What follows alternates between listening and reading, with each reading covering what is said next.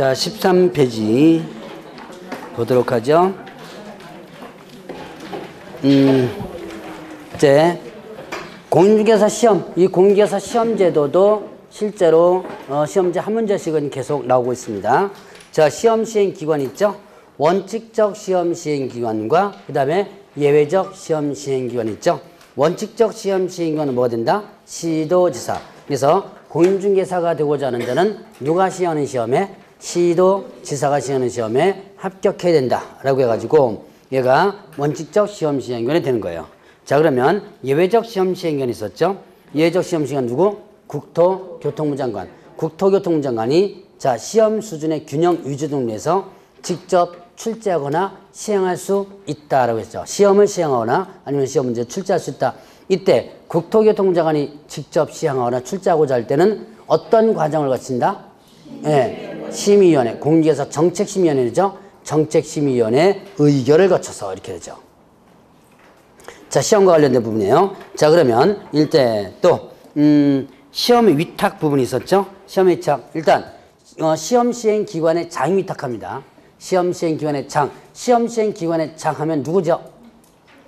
시도지사 또는 국토교통부 장관. 자, 시도지사가 시험 시행 기관의 장이 될 수도 있고 국토교통부 장관이 장이 될 수도 있죠. 자, 그러면 필요하던 점을 위탁할 수 있고요. 위탁하고자 할 때는 어디다가 위탁해야 된다? 공기업, 준정부, 그 다음에 또 협회에 위탁해야 된다 그랬죠. 지금 현재 준정기관에 위탁을 하고 있지만 어디도 위탁될 수 있다? 네, 협회에도 위탁될 수 있다. 협회에 위탁되면 어렵게 나온다 그랬죠. 그러니까 여기 위탁되기 전에 열심히 공부하라 그랬죠. 그리고 뭐 여러분들 얘기 많이 들었죠? 앞으로 뭐 될 가능성이 있다? 네, 상대평가가 될 가능성이 있다. 상대평가가 될 가능성이 있다 그랬죠? 네, 그래서 빠른 시점이 빠르면 3년이고 길면 한 5년이에요. 그 사이에 일단 상대평가 그러니까 상대평가 조금 있다가 상대평가 어떤 과정을 하는지는 아마 볼 겁니다. 그러니까 이제 난이도가 조금 어렵기 전에 어떻게 하라? 열심히 공부해라.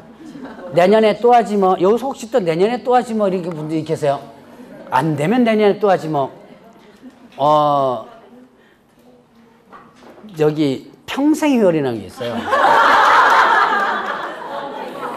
있어요 실제로. 평생회원이 있습니다. 어떤 데 가면 평생회원이 있거든요. 저는 평생회원 절대로 하지 말라 그래요. 왜 그러냐? 공부 평생 합니다. 그래요?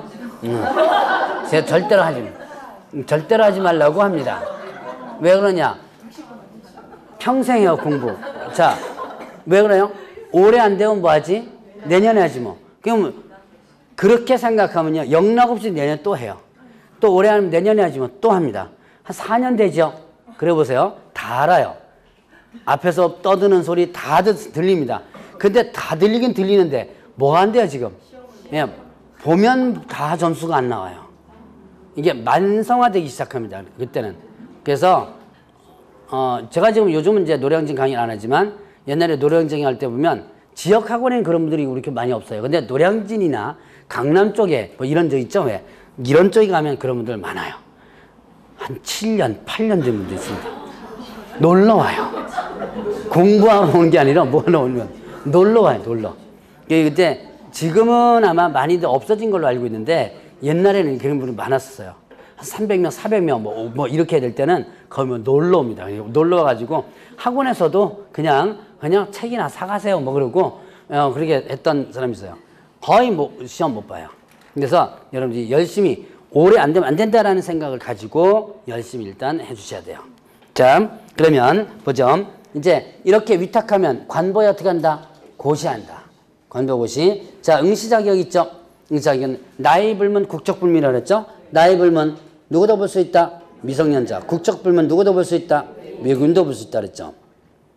그러면 응시 자격 제한이 있었죠? 자격 취소자 있었죠? 취소된 날부터 몇 년? 3년이고요. 부정행위자는요. 무효 처분을 받은 날부터 5년. 자, 부정행위자는 시험을 뭐 한다 그랬어요? 무효로 한다 그랬죠? 부정행위자는 시험을 무효로 하고 그 다음에 또 다른 시험 시행기관의 자에게 통보를 한다 그랬어요. 그리고 무효 처분 받은 날부터 5년간 시험 본다. 자, 공인중개사 자격 취소는 몇 년이에요? 자격 취소는 몇 년간 시험 본다? 3년. 부정행위는 5년. 그러면 자격 취소 사유부터 한번 볼까요? 자, 우리가 많이 이제 이 정도는 조금 머릿속에 좀 기억할 겁니다. 자격 취소. 어차피 뒤에 가서 볼 거니까 쓸 생각하지 마세요. 뭐 벌써부터 거기다 쭉 쓰려고 하는데 보충하는 것 빼놓고는 일단 쓸 생각 말고, 자, 공인중개사 자격 취소는 뭐가 있었다? 부정한 방법으로 뭐 했을 때? 취득했을 때, 자격증 뭐 했을 때? 양도 대여하면, 그 다음에 자격 정지 기간 중에 업무했거나 아니면 또 이중 소속했을 때, 그 다음에 또 이 법 위반해 뭐 했을 때? 징역형 받았을 때, 요게 뭐가 된다? 자격 취소 사유죠. 자, 그러면 부정한 방법으로 취득했다. 그 다음에 양도대여. 뭐 양도대한 거예요? 자격 취소니까 자격증 양도되죠. 양도대하면, 자, 자격증 양도되면 어떻게 돼요? 자격 반드시 취소되고 형벌 1-1. 양도대하면 형벌 1-1이죠. 자, 그 다음에 자격정지. 소속공개에서 가면 처분하는 겁니다. 자격정지 기간 중에 업무했거나 이중속한다면 이 부분에서 징역형. 요 네 가지가 자격 취소예요. 그러면 이때 부정 취득을, 이것 때문에 사실 이걸 적었는데, 부정한 방법으로 자격을 취득했습니다. 그럼 뭐 한 거예요, 지금? 부정 행위를 한 거죠. 자, 뭐 시험지 유출해가지고 했다는 거. 제가 시험지 유출 사건 한번 얘기해 드렸죠? 그래서 이렇게 부정 행위를 해가지고 어떻게 한 거예요? 들켜가지고 자격이 취소된 거예요. 그러면 이때는 얘는 두 가지가 다 걸려요.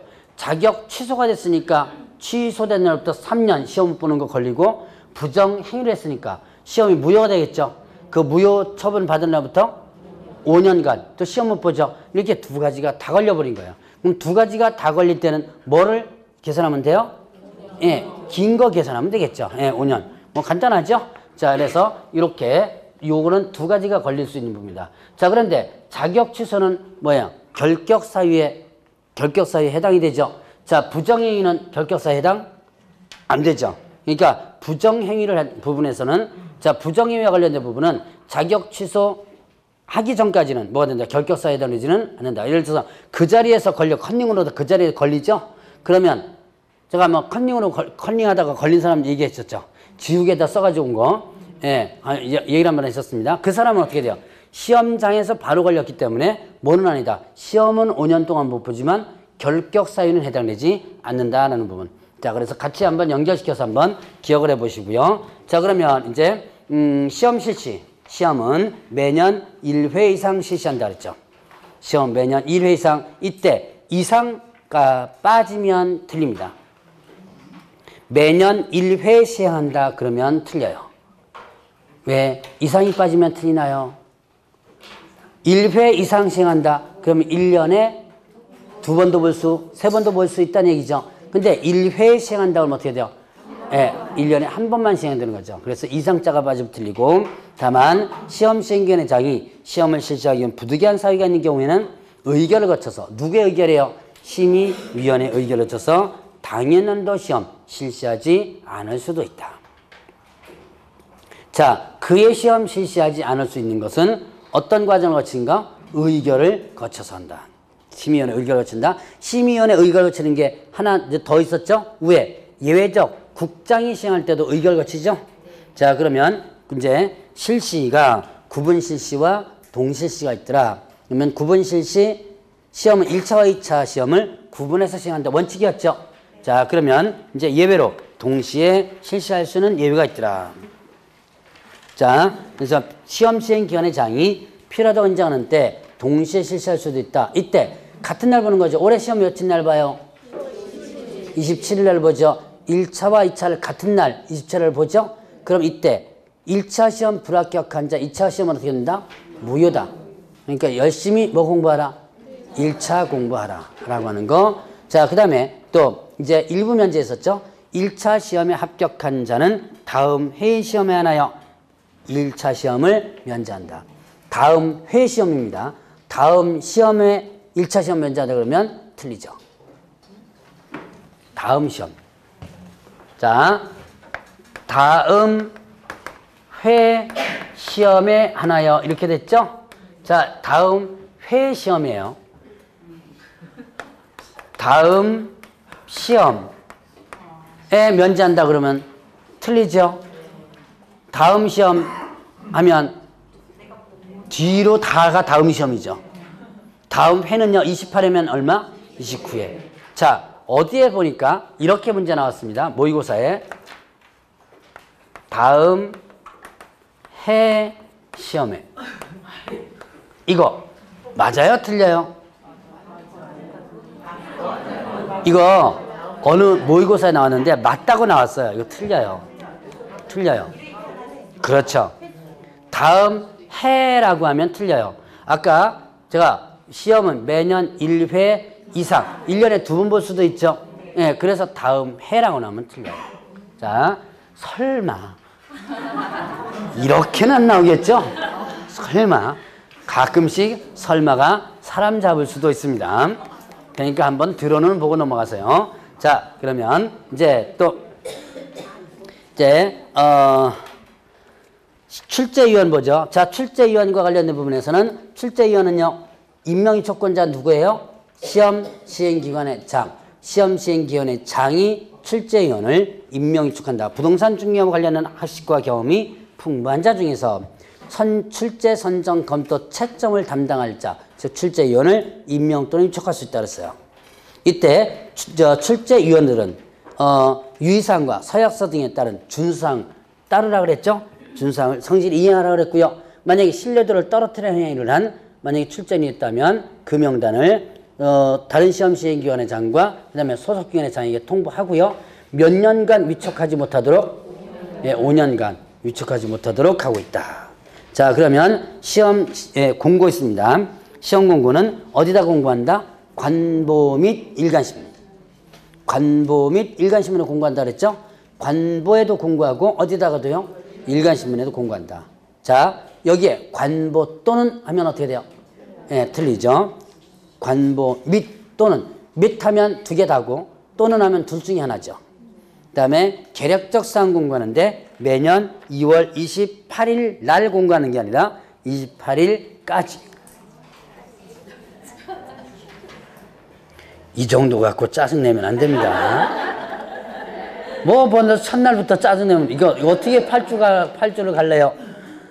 자, 그래서 2월 28일까지. 그 다음에 시험 시행 공고하죠. 시행일 며칠 전 90일 전까지 일단은 공고를 하게 된다. 자, 그러면 이제 이렇게 공고를 했으면 이제 시험에 응시하고자 하는 자는 뭔다? 응시원서를 제출하라 그랬죠. 응시하고자 하는 자는 응시원서를 제출하라. 이때 응시원서 제출할 때 자, 수수료를 내죠. 응시수수료가 원칙과 예외가 있습니다. 원칙, 지방자치단체에 조례 정하는 수수료를 내요. 자, 그럼 지방자치단체에 조례로 정하는 수수료 내는데 이거는 원칙적 시험 시행 기관이 할 때예요. 원칙적 시험 시행 기관이 누구죠? 시도지사죠. 시도지사가 할 때는 지방자치단체에 조례 정하는 수수료, 즉 시도조례겠죠. 자, 그러면 이제 예외적 시험 시행 기관이 있습니다. 예외적 이유로 나쁘는데 예외적은 자, 국토교통부 장관이 직접 시행할 때는 어떤다? 국토교통부 장관이 결정 공고하는. 그다음 위탁했을 때는요. 위탁 받은 자가 위탁한 자의 승인을 얻어서 결정으로 수수료. 자, 이제 위탁하는 걸 보겠습니다. 시험을 위탁할 수 있죠. 위탁하게 되면 수수료를 내긴 내는데요. 자, 지금 현재 여러분들 수수료 내는 거예요. 지금 현재 위탁돼 있으니까 이 수수료가 작년에 28,000원인가 1, 2차 합쳐가지고 28,000원이 되는데 자, 이 28,000원이 어떻게 나온 거냐. 자, 위탁을 받은 자가 위탁한 자의 승인을 얻어서 결정공하는 수수료예요. 자, 이거를 거꾸로 뒤집어 놓을 수 있습니다. 위탁한 자가 위탁 받은 자의 승인을 얻었어.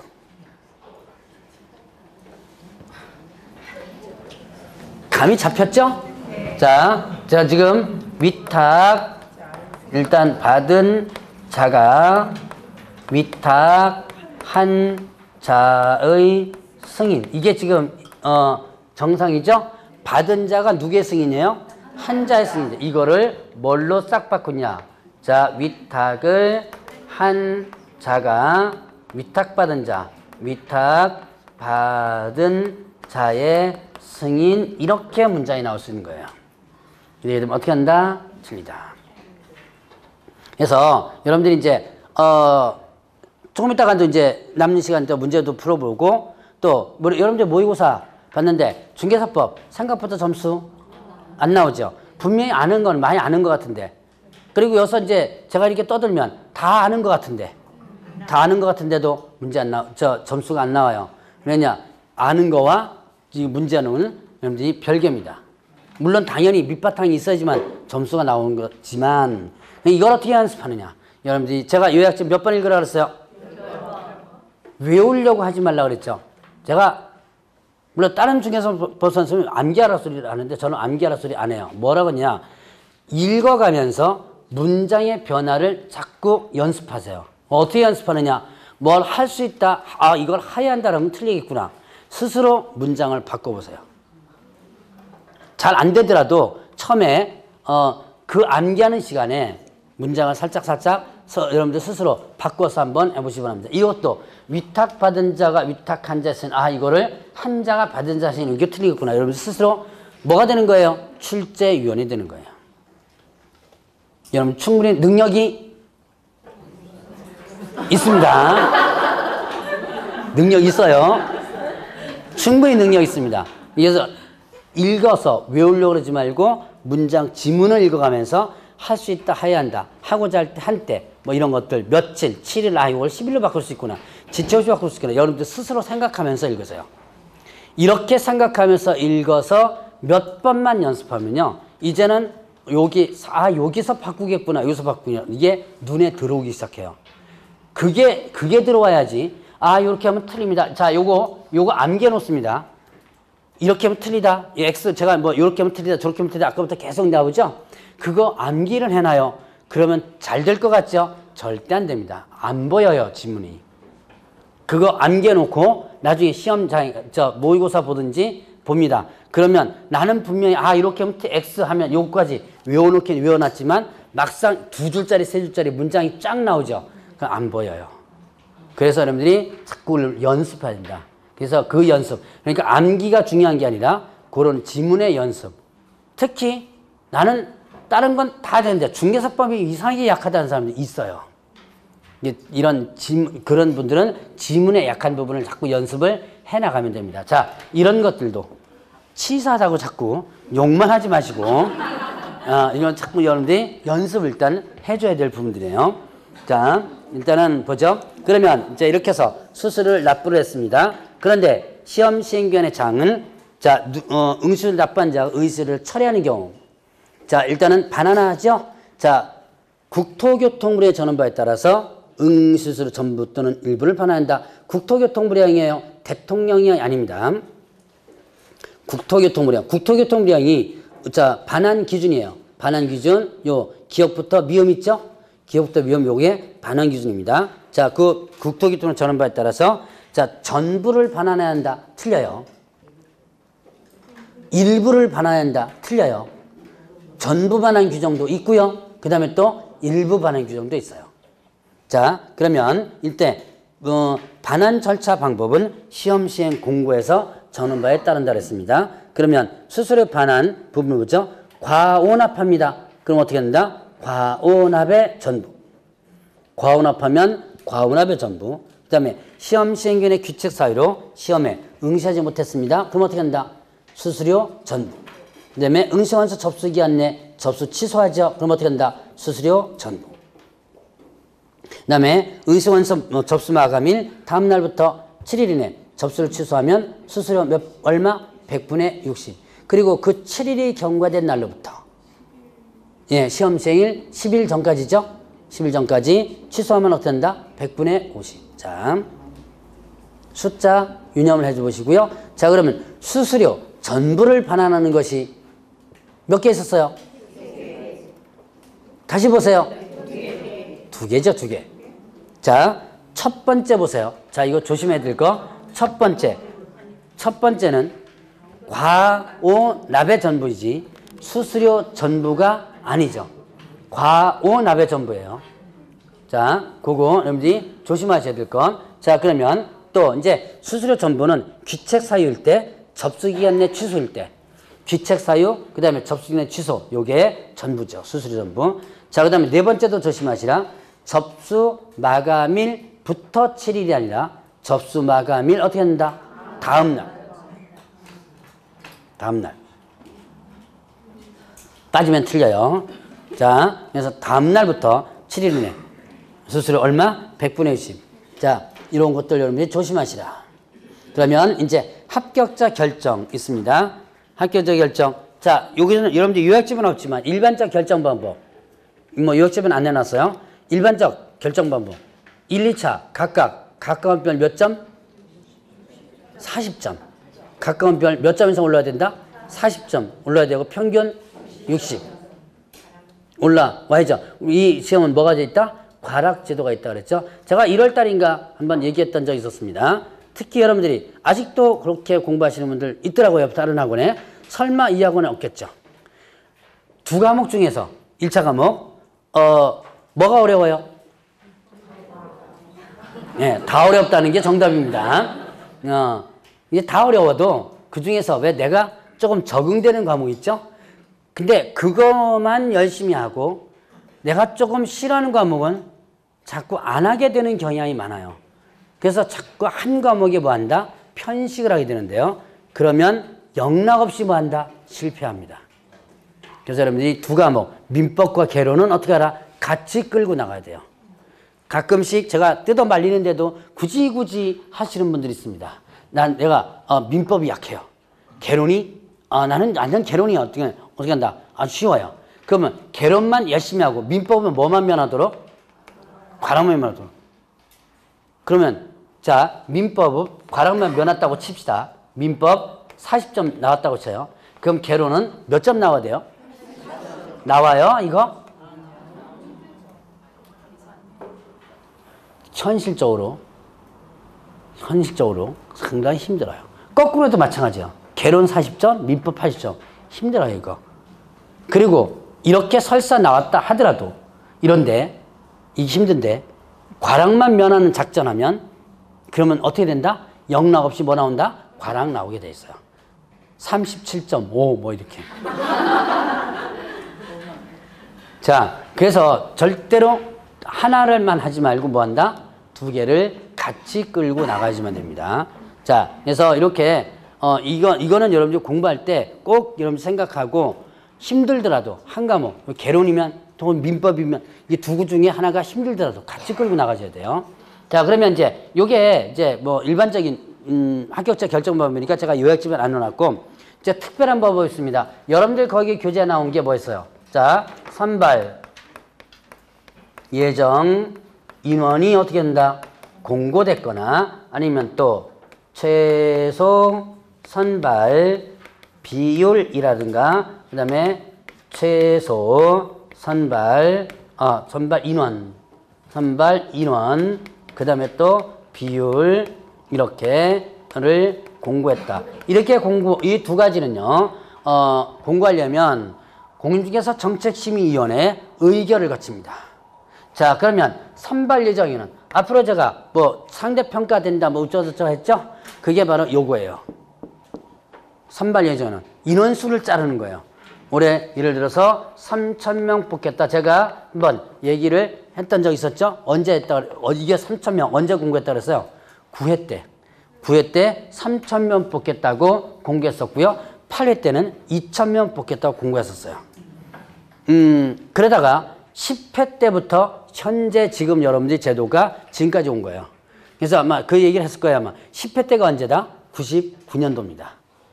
99년도면 언제예요? 네, IMF 하고 나서 한창 그 실업자 막 대량으로 막 쏟아질 때죠? 99년대. 그때 이 공인중개사 자격증을 실업자 구제책으로 이용하면서부터 이제 현재까지 온 제도예요. 그 덕에 공신력이 상당히 많이 높아졌습니다. 그 이전까지는 공신력이 완전히 떨어졌었어요. 자, 그런데 이제 일반인들이 오고 나서부터 이제 공신력이 상당히 많이 높아졌죠. 자, 이제 봅시다. 올해 3,000명 뽑겠다고 공고를 했다면 몇 명 뽑는 거예요? 3,000명. 그럼 1차는 일단은 뭡니까? 절대평가입니다. 1차 시험은 각과목표 40점, 평균 60점, 요즘 다 합격시켜줘요. 그럼 이제 뭐에 대해서? 2차 시험에 한해서. 2차 시험에 한해서 뭡니까? 각과목별 40점 이상인 자 중에서 얼마예요? 고득점자 순으로. 자, 이 각과목별 40점 이상 중에서 고득점자 순으로 하게 되는데, 그러니까 1등부터 몇 등까지? 3,000등까지를 뽑는 거예요. 그래서 맨 밑에 동점자는 모두 한다? 합격자 처리한다. 저기 어디 붙어 있던데 1차부터 시작해서 쭉 합격자 명단이 아마 9회 때 아마 3,400 몇십 명일 거예요, 아마. 그 3,400 몇십 명 이유는 바로 뭐냐면 동점자가 모두 뭐가 됐기 때문에 합격자가 됐기 때문에 이렇게 되는 거예요. 자, 이게 바로 상대평가에 대한 제도입니다. 그러면 이제 최소 선발 인원 또는 최소 선발 비율, 이거는 최소한의 인원수를 보장해 주는 거라 그랬죠. 자, 최소 선발 인원, 올해 최소한 10,000명을 뽑아주겠다. 올해 최소한 2차 시험 응시자 대비 15%는 뽑아주겠다. 뭐 이런 식으로 하는 겁니다. 자, 그러면 15% 요게 15회 추가 시험과 16회 때 적용이 됐던 제도예요. 자, 그런데 어쨌든 이거 갖고 한번 해보면, 자, 최소 선발 인원 10,000명 공고합니다. 만약에 10,000명 공고했다고 치면 올해는 최소한 몇 명을 뽑아주는 거? 10,000명. 그러면 60점 이상짜리가 15,000명 나왔다. 5,000명 합격, 불합격? 6차 15,000명 60점 이상짜리 15,000 나왔다. 5,000명? 합격이죠, 합격. 20,000명 나와요. 다 합격이죠. 30,000명 나와요. 다 합격이에요. 그럼 이거 언제 써먹는 거? 이 인원수보다 적게 나왔을 때.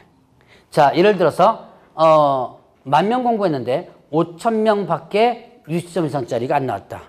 올해 몇 명 뽑아주기로 약속했어요? 10,000명 뽑아주기로 약속했죠? 10,000명 뽑아주는 거예요. 60점이 안 된 사람들 중에서 끌어올려가지고 몇 명을? 10,000명을 채워주는 요 제도입니다. 요게 15회 추가와 16회 때 적용됐던 제도라 그랬죠? 근데 공고만 됐었지 실질적으로 실행이 되지 못했어요. 왜 그럴까요? 합격자가 훨씬 많이 나왔어요. 그래서 공고만 됐던 그런 사례입니다. 자, 요런 제도. 저는 개인적으로 요걸 선호하는데, 올해 10,000명 최소한 10,000명 뽑아주겠다. 그럼 난이도 좀 올려놓으면 되죠, 뭐. 그래 놓고 어떻게 한다? 10,000명 넘어가면 합격 다 시켜주고 이렇게 하면 좋겠는데, 어쨌든 앞으로 뭐 이걸 하겠다 그러는데 몇 명이 될지 모르겠습니다. 자, 이런 제도가 있다라는 것만 일단 알아두시고요. 자, 그러면 이제 합격자 공고 보죠. 자, 이제 합격자가 결정되면 합격자가 공고한다. 공고 누가 한다? 합격 공고 누가 한다? 시험 시행기관의 장. 이 공고하죠. 이제 합격자 공고됐습니다. 그러면 어떻게 돼요? 자격증을 교부하죠. 자격증 교부는 누가 한다? 시도지사가 공고하죠. 시도지사는 합격자 결정 공고일로부터 몇 월 이내? 1월 이내 자격증을 교부하라 그랬어요. 결정 공고일로부터 1월 이내 자격증을 교부하게 되는데, 이때 자격증 교부대장에 기재하고 자격증 교부대장에 기재하고 교부하라. 이때 교부대장은 어떻게 관리하라 그랬어요? 전자적 처리가 가능한 방법으로 관리하라. 그래서 지금은 합격자에 대해서 전산 처리가 되고 있습니다. 자, 그리고 또, 자, 이제 여기서 보죠. 다음에도 관련 규정 나올 때 다시 한번 했지만, 증 교부할 때, 요 공통제는 3개 있습니다. 증 교부할 때 대장에 기재하고 교부하고, 이 대장은 전자적 처리가 가능한 방법으로 관리하라. 3가지가 나와요. 증, 뭐 있죠? 자격증, 그 다음에 또 등록증, 그 다음에 또 지정서, 거래정보사업자 지정서. 자, 3가지. 자, 자격증 교부할 때 자격증 교부대장에 기재하고 교부하고, 그 대장은 전자적 처리가 가능한 바로 관리하라. 자, 등록증 교부할 때 등록 대장에 기재하고 교부하고, 이때 등록 대장은 전자적 처리가 가능한 바로 관리하라. 자, 지정, 거래정보사업자 지정 있었죠? 이때 지정서 교부할 때 지정 대장에 기재하고 교부하라고 했고, 지정대정은 어떻게 관리하라? 전자적 처리가 가능한 법 관리하라. 자, 이렇게 해서 이렇게 기억하라 했죠? 증 교부할 때는 대장의 기저 교부하고 그 대장은 전자적 처리가 가능한 법으로 관리하라. 세 가지가 있다는 거 기억해 보라 그랬습니다. 그 다음에 자격증 재교부. 공인중개사가 교부하던 자격증을 잊어버리거나 자격증을 못 쓰게 된 때 자격증을 교부한 시도사. 재교부는 누구한테 한다? 교부한 시도사. 얘기한다 그랬죠? 재교부 신청을 할 수 있다. 교부한 시도사에게 재교부 신청할 수 있는데 이때 재교부 신청할 때 뭐 낸다? 지방자치단체에 적어놓은 수수료 낸다 그랬죠? 다만 이 재교부를 위탁할 수가 있습니다. 위탁할 수가 있는데 위탁할 때는 어떻게 한다? 위탁받은 자가 위탁한 자의 승인을 얻어서 결정권과 수수료 낸다 그랬어요. 그러면 이제 자격증 양도대여 금지. 자, 양도대여는 아까 잠깐 한번 언급했었죠? 공인중개사는 다른 사람에게 자기의 성명을 상회하여 업무를 하게 하거나 아니면 자격증 양도돼서는 안 된다 그랬죠? 누구든지 다른 사람의 자격증을 받아서 업무를 해서는 안 된다. 양도되어 자격증 양도되면 어떻게 돼요? 자격 어떻게 되고 취소되고. 자, 자격증 양도되면 자격 취소되고 형벌 1-1이죠. 양도되어 나오면 두 가지가 연결돼야 돼요. 우리가 양도되어 하면 뭐 양도되죠? 자격증 양도되어와 등록증 양도되어. 자격증 양도되어, 등록증 양도되어. 그러면 등록증 양도되어 하면 등록 취소되고 형벌 1-1이죠. 자격증 양도되면 자격 취소되고 형벌 1-1 이렇게 되는 거죠. 자, 그리고 준자뿐만 아니라 누구도 받은 자도 일단은 걸린다. 1-1이죠. 자, 그러면 이때 그 판례를 보면 자격증 대란 자격증을 이용해서 공인중개사 행사를 하면서 업무를 행할 것을 알면서도 자격증 자체를 빌려주는 거. 요게 자격증 양도되고요. 자, 동업관계 있죠. 두 번째 판례는 동업관계예요. 무자격자로 하여금 공인중개사 명의의 개선을 마친 사무소의 경영에 관여하거나 자금을 투자하도록 하는 동업관계. 이거는 자, 이 무자격자가 업무를 직접 수행하지 않았다면 양도대에 해당된다 안 된다? 예, 순수하게 돈만 투자하고 거기서 수익금 나눠 먹는 거 요 자체는 양도대가 아니다. 그러니까 이런 경우죠. 자, 여기에 A는 공인중개 자격증이 있고 그 다음에 B는 자격증이 없더라. 그럼 얘는 자격증 갖고 와서 등록하고 얘는 이 사무소에 돈 투자해서 사무실 내고 근데 얘가 주도적 업무하고 얘는 업무를 수행하지 않았다면 이게 동업관계죠? 요거는 어떻게 된다? 양도되어 아니다. 그런데 이게 문제죠.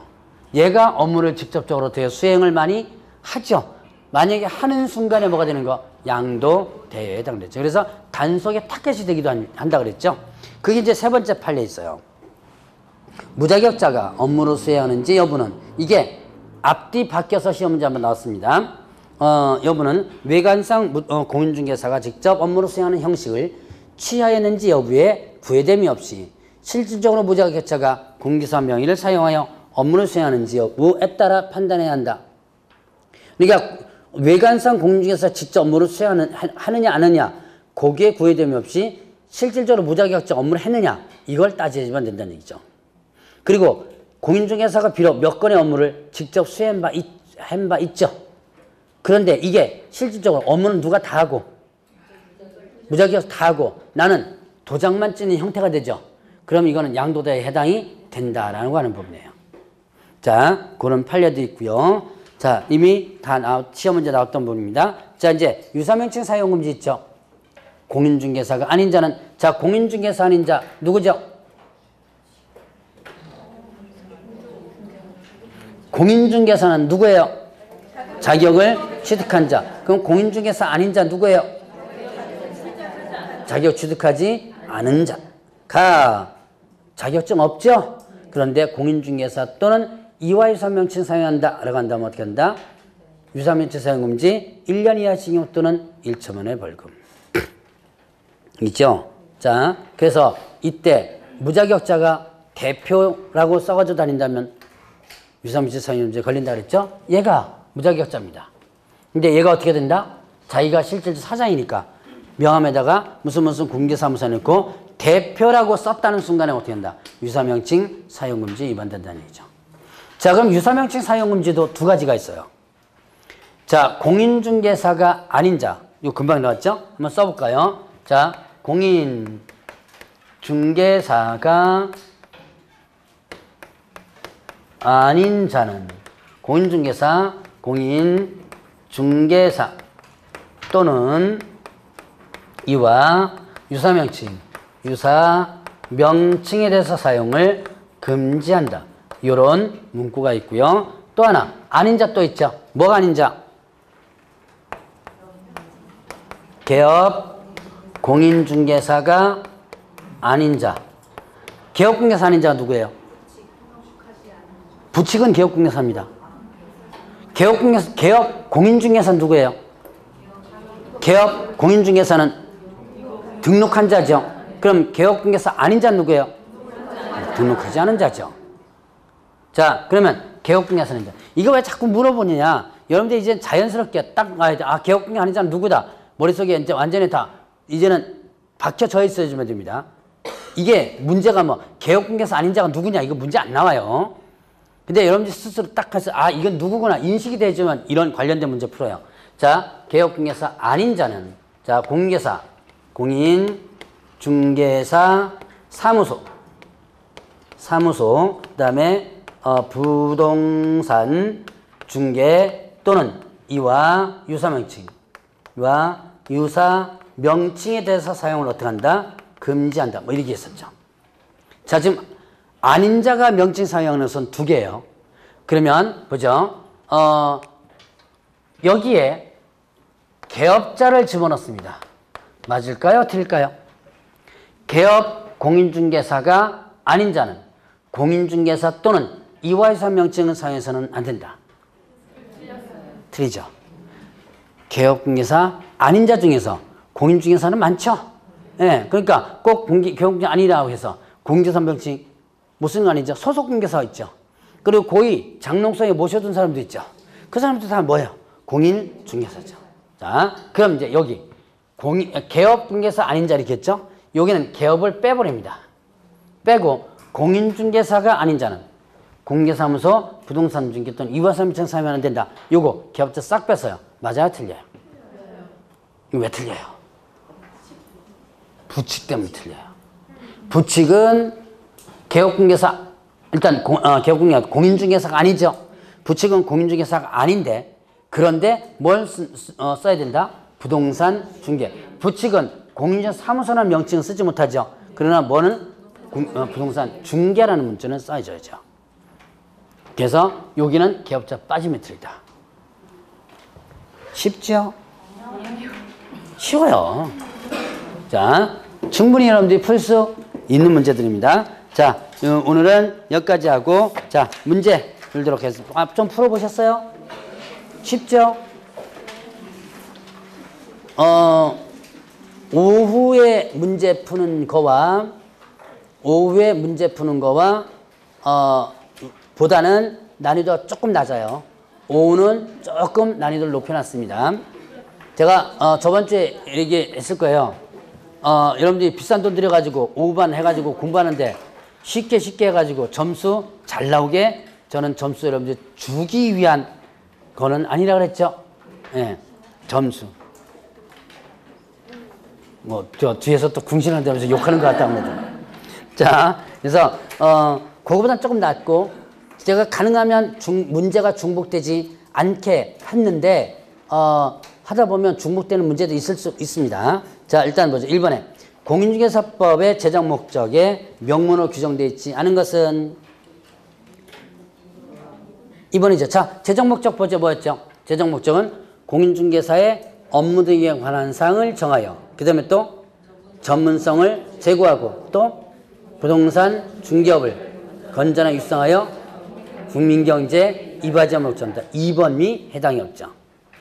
자, 그러면 2번에 다음 용어정의와 관련된 것이다. 가장 타당하지 않은 것은 이번에 개업공개사에는 다른 법률에 의해 중개하는 자는 포함되지 않으므로 이러한 법에는 공개사 법령이 적용되지 아니한다.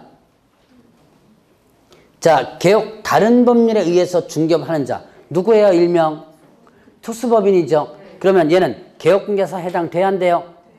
해당 특수법인. 자, 농협, 산림조합 얘네들 개업 이 법상에 개혁공개사 해당 될 것 같아요? 안 될 것 같아요? 됩니다.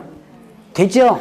개혁공개사 해당됩니다. 그래서 법인인 개혁공개사는 아까 제가 분류할 때 법인인 개혁공개사는 일반 법인과 뭘 넣었다? 특수법인이죠. 이게 만약 개혁공개 아니라면 제가 아예 교재에 안 써놨겠죠. 그러니까 당연히 또 뭐가 돼요? 중개사법 적용되죠. 이번에 판례에 의하면 우연한 기회에 단 1회 건물 전세계약 중개하고 보수받은 사실만으로 알선 중개를 업으로 한 것이라고 볼 수 없다. 우연한 기회 나왔죠. 우연한 기회 나왔으면 뭐예요? 업이다, 업 아니다? 업 아니다.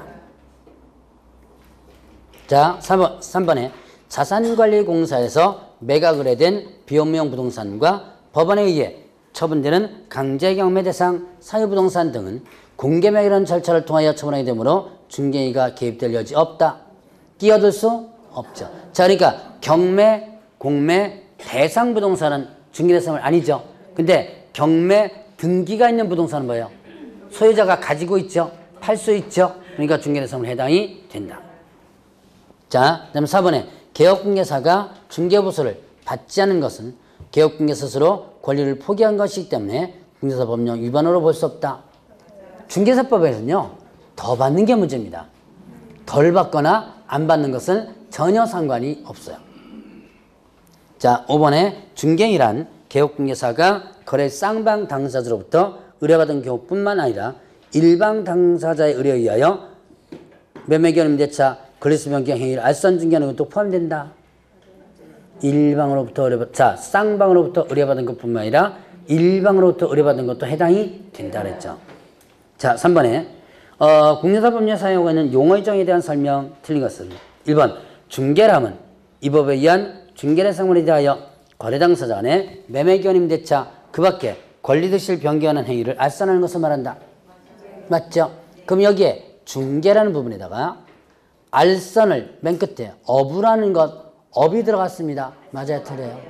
알선만 일단 그러죠. 업 들어가면 안 된다. 자, 이번에 중개업이라면 다른 사람의 의뢰에 의하여 일정한 보수를 받고 중개를 업으로 하는 것을 말한다. 예, 의뢰받고 보수받고 업 이렇게 됐죠? 여기에는 업자가 빠지면 틀립니다. 다른 사람의 의뢰에 의하여 일정 보수를 받고 중개를 행하는 것 이런 식으로 틀려요. 자, 그 다음에 3번에 개업공개사람은 이 법에 의해서 중개사무소 개설 등록한 자 맞는 내용이죠? 등록한 자. 자, 그러면 4번에 중개보전회라면 개업공개 소속되어 중개대상물에 대한 현장 안내 및 일반 서무 등 개업공개 중개와 관련된 단순한 업무를 보조하는 자를 말한다. 왜 틀려요? 예, 맞아요. 야, 그래도 기억하시네요. 여기에는 중개보조에는 뭐가 들어간다? 공인중개사가 아닌 자로서가 들어가줘야 돼요. 그러면 단순하게 업무를 소속되어서 단순하게 업무를 보조하는 자에는 누구도 포함돼요? 소속공개사도 포함되죠? 그래서 공인중개사 아닌 자가 들어가지면 됩니다. 자, 그 다음 5번에 소속 공인중개사에는 개업공개사인 법인의 사원 또는 임원으로서 공인중개사를 포함한다. 맞는 내용이죠? 자, 여기서 조심할 건 소속공개사에는 개업공개사인 법인의 사원 또는 임원을 포함한다. 사원 또는 임원을 포함한다. 맞아, 틀려요? 소속 공인중개사에 공인중개사 꼭 들어가야지만 되죠? 사원 또는 임원을 포함한다 그러면 공인중개사가 아닌 사원 임원까지도 들어가죠. 그래서 틀린 부분이다. 그러니까 여러분들이 공인중개사 꼭 들어가야 되고요.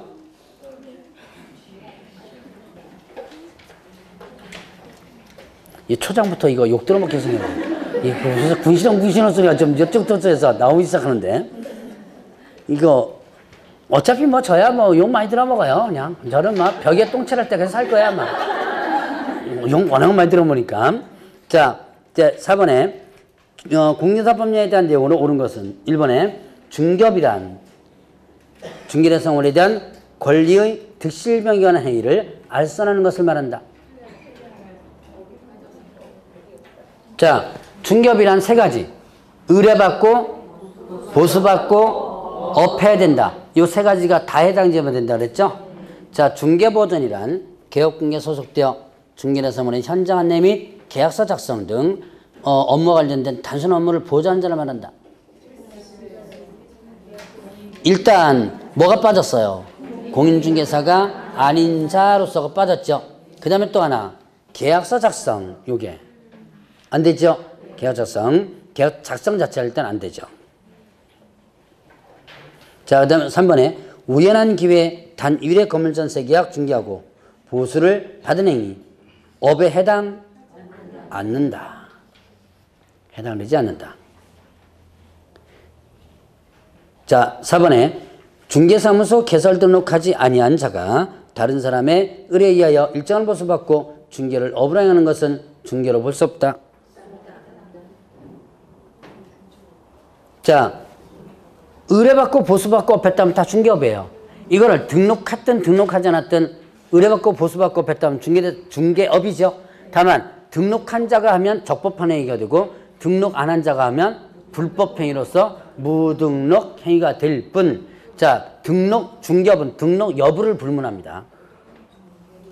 자, 5번 미성년자는 자기가 취득할 수 있죠? 네, 5번 부분이 맞는 내용. 자, 그러면 다음에 5번 문제. 자, 다음은 공개정책심의위원회에 대한 설명. 옳지 않은 것은 심의위원회 심의한 사항 중 중개 보수, 소가 아니고 숫자입니다. 보수에 관한 사항은 시도의사는 이에 따라야 한다. 따라야 할 의무 없다. 예, 자, 의무 없다 그랬죠? 예, 자, 뭐에 대한 거 따라야 되는 거예요? 예, 시험에 관한 것만.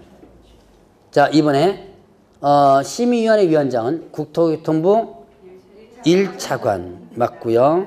국토부 2차관 하면 틀립니다. 국토부 장관 하면 틀려요. 그 다음에 업무에 관한 사항을 심의하기 위하여 국토교통부에 정책심의위원회 둘 수 있다. 맞죠? 개업, 자, 공인중개사 업무예요. 개업, 공개사 업무하면 틀리죠.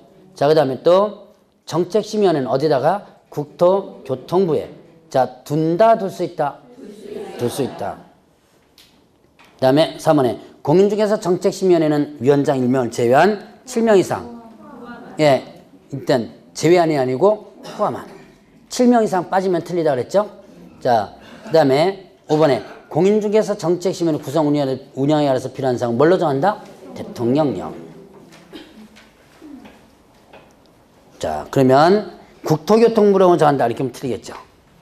그러면 6번에 공개사법상 중개대상물에 대한 설명으로 옳은 것은 1번에 아파트 분양 예정자로 선정될 수 있는 지위를 가리키는 아파트 입주권은 중개대상물의 건물에 해당하는 것으로 보기 어렵다.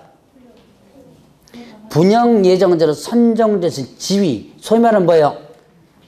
소위 말하는 자, 당첨권이죠. 당첨권. 자, 이건 당첨권은 어떻게 돼요? 당첨권은 중개대상물 아니다. 자, 그 다음에 이번에 동호수를 특정하여 분양계에 체결된 미완성 아파트에 대한 거래 중개는 중개에 해당하지 않는다. 분양계획이 체결됐죠? 중개대상물. 자, 분양권, 중개대상물 있죠? 자, 공장재단을 구성하는 공업소유권 및 시설 등은 각각 분리하여 중개대상물이 된다. 분리해서 처분할 수 없다. 상가권리금 중개대상물 안 되죠? 자, 그 다음에 명의인바보 갖추지 않았다 하더라도 가식중 수목 중개대상물이다. 수목의 집단 자체는 중개대상물 아니죠. 거기다가 뭘 붙여야 된다? 명인 방법이라는 게 붙어야 돼요. 마지막. 자, 다음 중 공인중개사 시험 실시와 관련된 설명으로 옳지 않은 것은 공인중개사가 되고자 하는 자는 시도지사가 시행하는 시험에 합격해야 된다. 누가 시행하는 시험이에요? 시도지사가. 이 규정에 의해서 뭐가 된다? 이 규정에 의해서 이 시도지사가 원칙적 시험 시행권이 된다 그랬죠. 원칙적 시험 시행이 된다. 자, 그러면 이번에 국토교통부 장관이 시험 문제를 직접 출제하고자 할 때 심의위원회 의결을 거쳐야 된다. 맞죠? 자, 그 다음에 시험 실시하기 어려운 부득이한 사항이 있는 경우에 시험을 의결을 거쳐서 그년도 시험 실시하지 않을 수 있다. 어감이 좀 이상한가? 여러분들이 생각이 이상하니까 이상한 거예요. 그렇거냐고 넘어가면 되는 텐데. 자, 당연도 이 시험을, 다시 원위치 할게요. 자, 당연도 시험 실시하지 않을 수 있다. 자, 부득이한 사유가 있다면 어떤 과정을 거친다? 심의위원회 의결을 거치죠. 자, 심의위원회 의결을 거치는 것이 시험제도 3개가 나오거든요. 뭐가 있냐면 국장이 직접 시행하는 거, 그의 시험 실시하지 않는 거, 그 다음에 요거예요. 요 선발 예전원 공고, 최소 선발이나 최선발 비율 공고 있죠?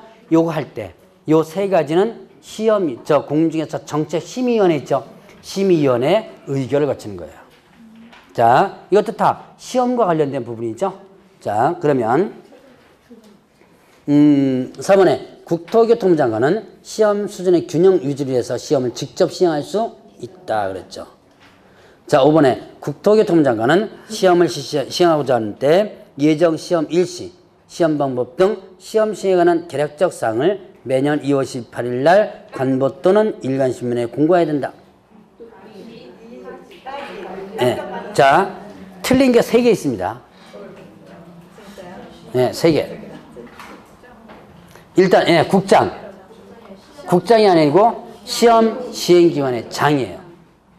시험 시행기관의 장하면 시도지사가 될 수도 있고 국장이 될 수도 있죠. 그래서 여기서는 시험 시행기관의 장과 국장 별개로 분리해 줘야 돼요. 또 하나, 매년 2월 18일까지 관보 및, 네, 이렇게 되죠. 풀만하지요?